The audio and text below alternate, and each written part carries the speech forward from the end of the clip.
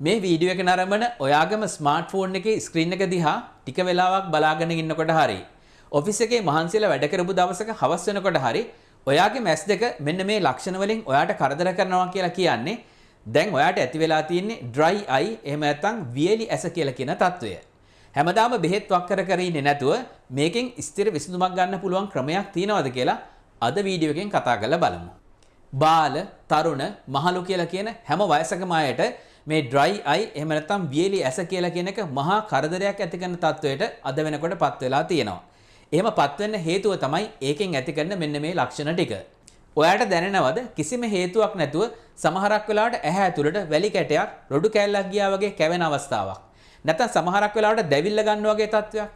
එහෙමත් නැත්නම් ඇහැ ටිකක් රතු වෙලා තියෙනවා. නැත්නම් කඳුළු ගලනවා වගේ අවස්ථාවකුත් මේත් එක්කම එන්න පුළුවන්.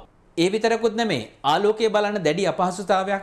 ඒ අපහසුතාවය කොච්චරද කියනවනම් සමහරක් අය ආලෝකය ඊටාත්ම අඩු කරලා තමන්ගේ ස්ක්‍රීන් එකේ ඩාර්ක් මෝඩ් එක පාවිච්චි කරන්නත් මේක එක හේතුවක් වෙලා තියෙනවා.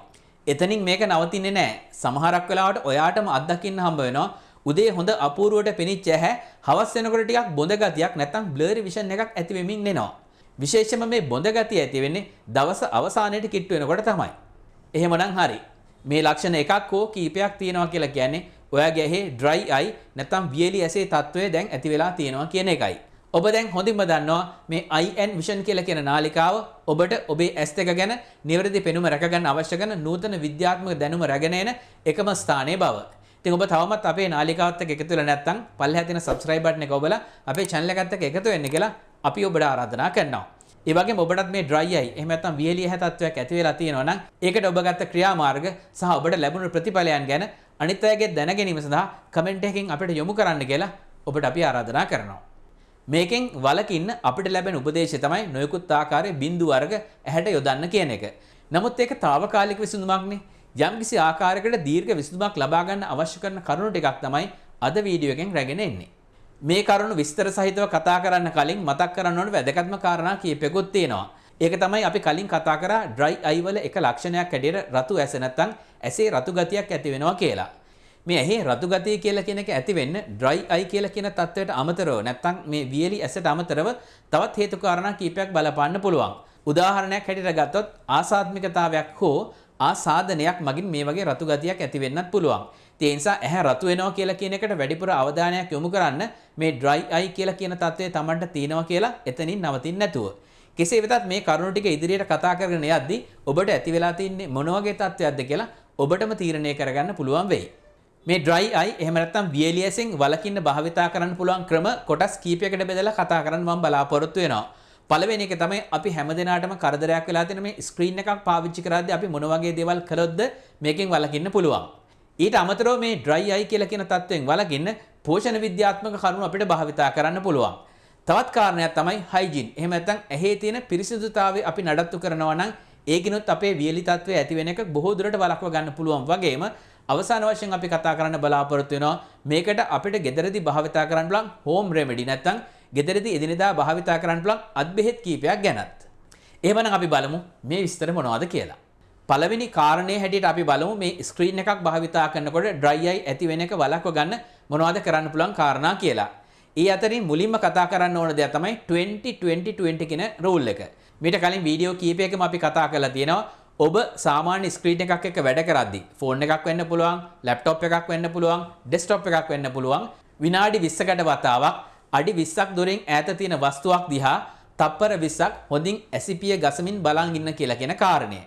ඊළඟ කාරණයක් මේකත් එක්ක එකට එකතු කළාම කියන්න වෙනවා ස්ක්‍රීන් එක විතරක් නෙමෙයි පොතක පතක වැඩ කරත් අපි ඊටාත්ම උවමනාවෙන් consciously blink කරන්න නැත්නම් හොඳින් ඇහිපිය ගහන්න පුරුද්දක් ඇති කරගන්න ඕන. ගොඩක් වෙලාවට සාමාන්‍යයෙන් අපි විනාඩියකට ඇහිපිය 15ක් 18ක් විතර ගැහුවට මොකක් හරි දෙයකට අවධානය යොමු කරද්දී මේක විනාඩියකට 5ක් විතර ප්‍රමාණයකට අඩු වෙනවා. මේ කරුණු ටික ඔබට ඉදිරිපත් කරගෙන යන අතරම මට ඔබට කියන්න ඕන වැදගත් කාරණයක් මතක් වුණා.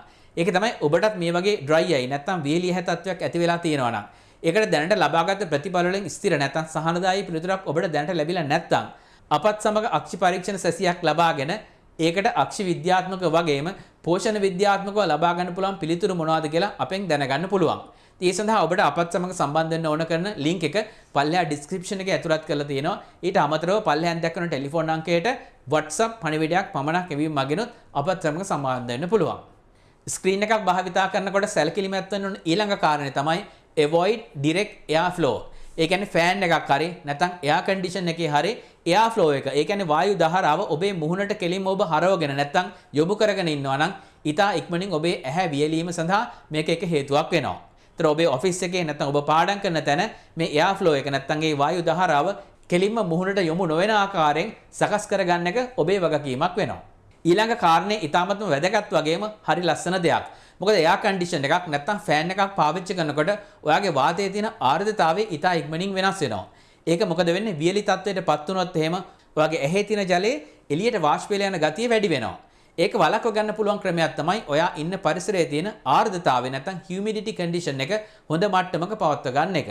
ඒ සඳහා ඔයාට කරන්න පුළුවන් දෙයක් මොකද්ද? ඔයාගේ මේසෙ උඩ වතුර බෝල් එකක් තියන්න පුළුවන්. නැත්නම් සමහර ඔෆිස් වල ඕගලන් දැකලා තියෙනවා මාළු ටැංකියක් තියලා තියෙනවා. ඔයාට මේ වගේ තත්ත්වයක් ඇති කරගන්න පහසුකම් අද වෙනකොට සකස් කරගන්න පුළුවන්. ඊළඟට අපි හොයලා බලමු වියලි ඇස තත්ත්වයෙන් වළකින්න අපිට පෝෂණ විද්‍යාත්මකව ලබා ගන්න පුළුවන් කරුණු මොනවද කියලා. මේ සඳහා ඊටාත්ම වැදගත් ඒ වගේම පළවෙනි කාරණය තමයි අපි හොඳට හයිඩ්‍රේට් වෙන්න ඕන. ඒ කියන්නේ අපේ ශරීරයේ තියෙන ජල ප්‍රමාණය නැත්නම් ජල සම්තෘප්තතාවය හොඳින් තියෙන්න ඕන. අපි මේකට නිකම්ම වතුර විතරක් බිව්වට හරියන්නේ නැහැ. ඒවැය තියෙන ලවණ ප්‍රමාණයත් අපි යම්කිසි ආකාරයෙන් සැලකිලිට ගන්න ඕන. ඒ නිසා උදේ පාන්දරම බොන වතුර ටිකට ලුණු පිංච් එකක් නැත්නම් ඊටා ස්වල්ප ප්‍රමාණයක ලුණු එකතු කරලා මේක පානය කරන්න පුළුවන් නම් ලවණතාවය හොඳින් රැක ගන්න ඒක මහත් පහසුවක් වෙනවා. ඊළඟ කාරණයක් මේකට විතරක් නෙමෙයි බොහෝ අනෙක් කාරණාවටත් අපිට ගොඩක් උදව් කරන දෙයක්. ඒ තමයි නිතරම තන්තු සහිත ආහාර ගැනීමට අපි පෙළඹෙන්න ඕන. ඒකෙන් ලොකු උදව්වක් නැත්තම් පිටුවහලක් මේ dry eye කියලා කියන තත්ත්වයෙන් වළකින්න අපිට ලබා දෙනවා. පෝෂණ විද්‍යාත්මකව ඊළඟ වැදගත් කාරණය තමයි විටමින් A බහුල ආහාර නිතරම ගන්න පුරුද්දක් ඇති කරගන්න එක. අපි නිතරම අහලා තියෙන දෙයක් තමයි කහපාට පළතුරු, එළවලු, ඒ වගේ බිත්තර වගේ පෝෂණ සංඝටකයන් වල විටමින් A බහුලව තියෙනවා. ඉතින් විටමින් A කියලා කියන එකත් ඇහි වියලි තත්වයෙන් ආරක්ෂා කරගන්න වැදගත් කාරණයක් වෙලා තියෙනවා. ඒ වගේම අවසාන පෝෂණ සංඝටක සාධකයේ හැටියට විශේෂයෙන්ම මතක් කරන්න ඕන කාරණේ තමයි ඔමේගා 3. මේ ඔමේගා 3 අපිට ලබාගත හැකි ආකාර විදියට ෆ්ලැක්සීඩ්, වොල්නට්, ඒ වගේම සැමෙන් වගේ ආහාර වර්ගත් සලකන්න පුළුවන්. මෙතෙන්දී වැදගත් වෙන මතක තියාගත යුතු කාරණේ තමයි ඔමේගා 3 වගේම ඔමේගා 6, ඔමේගා 9 වගේ අනෙකුත් පෝෂණ සංඝටකත් සමතුලිත තත්ත්වයෙන් අපේ ශරීරයට ලබා ගන්න අපි කල්පනාකාරී වෙන්න ඕන.